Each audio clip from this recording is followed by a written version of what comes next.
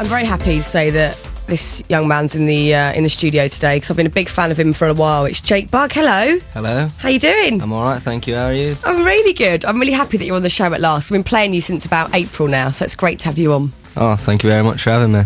How the hell was last night? Yeah, it was incredible, to be honest. Well, I never even thought I'd get to see the Stone Roses live, never mind like playing on the same stage as them, so yeah, it's a great night. Did you kind of meet them before, hang out with them? No, I didn't. But after the show, I went and spoke to them, and really nice lads, and yeah, bang on. Did they say anything about your gig? Were they like, yeah, it's a good show? Yeah, well, Ian was just like, you know, you're very brave singing those kind of songs. Which was a bit mad. So good. And you had Paul Weller down there watching? Yeah, Paul Weller was there. Moyles came to watch? Moyles was there. He doesn't go to many gigs, that's an honour as well. Oh, well, I think he was there for the Roses. No, he likes you, actually. He's a big fan of yours. Oh, yeah, wicked. He really likes you. Miles Kane was there as well. Did you meet him? Yeah, I met Miles Kane. He was lovely. And Jimmy Page. This one, I'm obsessed with Jimmy Page. He's my all-time hero. Is he just lovely to you? Yeah, he was really nice actually, and I didn't speak to him about Led Zeppelin either, so I think it was a change for him in conversation. What were you chatting about? Well, I know he'd played on a couple of old tracks, like Donovan tracks, so I was speaking to him about that. Nice. You got your knowledge there, which I think people like that always appreciate. You know your stuff. Yeah, I hope so. When you were growing up and you were kind of thinking about getting into playing guitar and writing songs, who were your heroes? Well, there was people like Don McLean and like Buddy Holly, and just like I looked further back into like 50s and stuff, and even to the 1920s old blues players like Robert Johnson and stuff like that. So, but there's a kind of mixture in there, like Noel Gallagher's a bit of a hero in that, so... Aren't you going off on tour with him soon as well? Yeah, I am, in America with Snow Patrol as well. Oh my God. I mean, you're totally living the dream now, this is it. Yeah. It's happened. It seems like it, yeah. So you're going around the States with Noel Gallagher? Yeah, that's right, yeah. Oh my God. Have you met him yet? No, not yet, but I'm playing a gig with him on the 14th in Camden, the Dingwalls gig for Wicked. War Child, so... Cool. How amazing. You're just doing so many great things at the moment. So we started playing you back in April, started playing Trouble Town, and played all your tracks since then. You've got an EP out at the moment, but we want an album.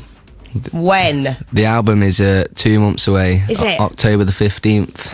Yes. I'm All so finished. excited about this. There's so much love for you out there, so I think people are really kind of waiting. There's a big demand for this, which must be really exciting for you as well. Oh yeah, definitely. As a singer-songwriter, you just want to get your album out there, and your debut album's definitely something like that you remember, and it feels just like an achievement. So. And how long have you been working on it? Has this been sort of a collection of songs since you were younger? Yeah, well, there's quite a few new ones, and I think there's like one or two that I wrote when I was like 15, 16 on there as well, so there's a bit of a mixture of what's on there. And when did you when did you pick up a guitar, first of all, I suppose we should go back to? Well, my uncle just popped round with just a standard acoustic and just showed me the basic chords. I was about 12, and I just took it from there, really. And then what about writing your first song? When did that kind of come I about? think I was about 14 when that came about, and like there was some shockers. Some shockers. Can you remember what your first song was about, or what it was called? I really couldn't remember about. Which is handy. Yeah. But yeah, I'm sure it won't be. That's how you learn and grow, isn't it? By doing rubbish ones first, I guess. Well, you gotta make the rubbish ones to get the good ones. Exactly. Find the good ones afterwards. Now, something that's been really exciting recently is Usain Bolt loving your tracks, because Lightning Bolt's been used in the sort of lead up to his race. That must be an amazing feeling. Yeah, definitely. Yeah, I was coming back from a gig the other day, and people were tweeting and stuff. Oh, your song's just been played on the 100-metre final, and then I heard it, and then when he won. That's insane. Because that's one of the biggest races that everyone was kind of dying to see, and then there's your tune playing over it. That's mad. I know, it is mad, yeah. Still ain't quite sunken in. Still ain't quite sunken in from last night, to be honest. There's a lot to take in. So, have you slept since then? I had about 4 hours. Did you get back home and you just laid there looking at the ceiling going, did that happen? Yeah, it felt like a dream when I woke up, I must say. I bet. Have you been watching any of the Olympics? I've tried to. I mean, I caught a bit of the swimming. not like a massive fan. It was just on at the time. Yeah. That's the good thing about it, though, because I've been watching stuff that I would never watch, like weightlifting and judo, and I've never seen these things before, but you just get into it. Yeah, you do. The judo is brilliant as well. Yeah. Table tennis as well. And now that we're actually doing all right, it's kind of like, yeah, I'm definitely sticking with it. Love it. It's great. Bit of a glory Olympic fan me. So we're going to play your track, Taste It, that we've been playing loads on the show. Absolutely love it. And then we've got loads of questions that people have sent in on Facebook, so we'll get to those in a minute. All right, Jake, Taste It on Radio 1.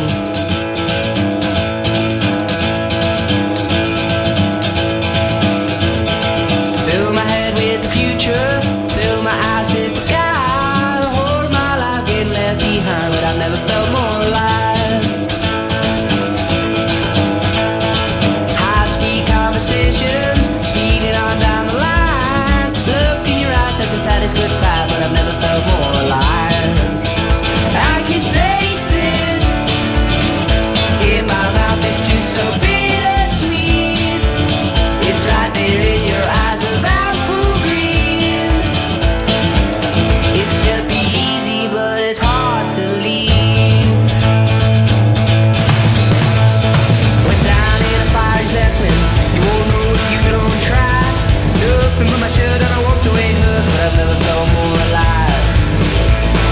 Talking on a bad connection, think I might have fused a wire. You're on the other side as our voices die, but I've never felt more alive.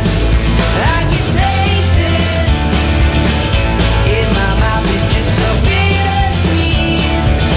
It's right there in your eyes of apple green. It should be easy, but it's hard to leave.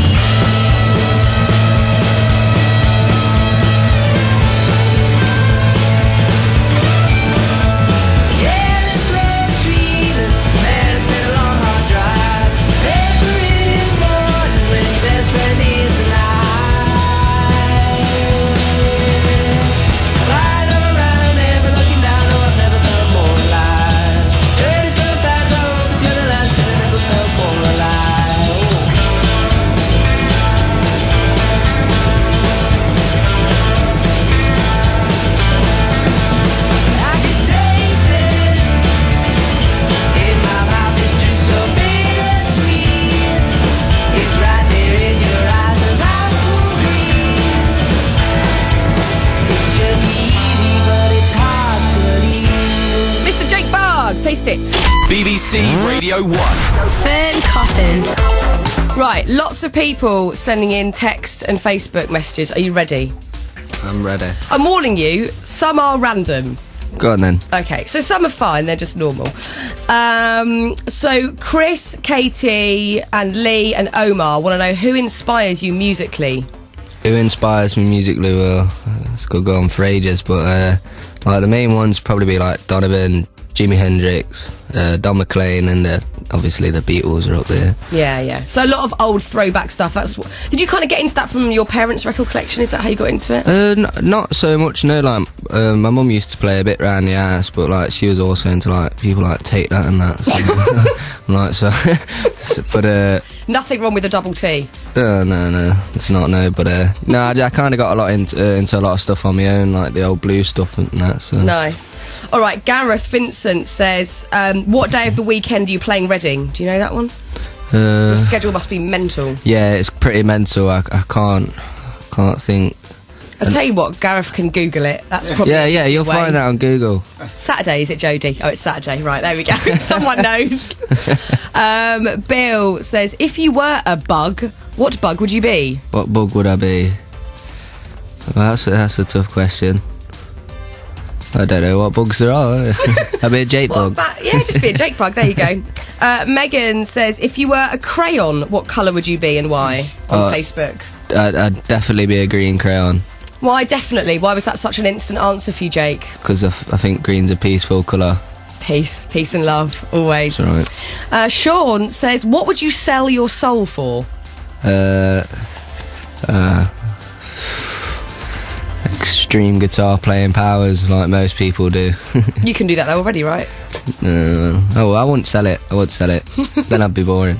I am boring. Holly says, I saw you at Lounge on the Farm this year. Absolutely fantastic. What's the best gig that you've played? Oh, Lounge on the Farm, yeah, that was actually a good gig, but I'd say the best one this year has got to be Tea in the Park. Tea in the Park was great. Good atmosphere there. Great atmosphere. There was people like trying to get on the stage, climb up the scaffolding and that. So, yeah, it's mental. Have you made some friends along the way when you're playing the festival circuit and playing these gigs around the country? Are you kind of bumping into a lot of bands and artists that you've seen again and again? Yeah, definitely, yeah. I've bumped into Ben Howard a couple of times. Oh, he's lovely. Yeah, he's lovely.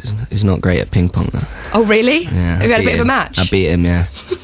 And I beat The View as well. Yeah. Oh, I would not mess with Carl from The View in ping pong. Oh, no, I beat him every Really? time, yeah. He was getting really frustrated as well, yeah. I love that, like a little insight into what you guys get up to when, like, you just come off stage, you're sweating, hordes of fans scream at you, let's play ping pong, Yeah, let's go. yeah, That's the how it one. works. Lily says, what town are you most looking forward to playing in on your November tour? Oh, see, that's a tough question as well. I can't be biased, but no, I'm looking forward to the whole tour, to be honest. I'm sure it'll be a lot of fun. And we were just talking about your US tour a minute ago when we were playing your track, and you've never been to America before, so this is like a massive life thing for you as well to tick off the list. Yeah, definitely, yeah. And before I went on tour with Michael Kiwanuka and to Europe and stuff, I'd never even been out of the UK, so to go to Europe and to America in the same year is incredible. Oh, you are going to love it. Oh, yeah, America's like a dream, really. But You know what? And it is, because I went for the first time when I was about your age, and I was totally blown away. Like, I couldn't believe it is exactly how you imagine. You're going to totally love it. It'll be wicked. Oh, I'm looking forward to it. You lucky thing, you've got so many good things coming up. Also, we've got one here. I'm seeing Jake at Boardmasters on Friday from Ryan in Stafford. He wants a little shout out. And Anonymous, which is a foolish thing to do, because you put Jake, marry me, but then not put your name or any details. So I'm imagining that's a no. That's a no then. Yeah. You've got no details. You're not going to chance it and gamble it, are you? Well, look, Jake, we cannot wait for the album to come out. So that's October. October the 15th, yeah. Getting it. Cannot wait. And we'll continue to play your tunes and just keep doing what you're doing. Thank you very much. And good luck on your big tour. It's amazing. Thank you, Jake Bugg.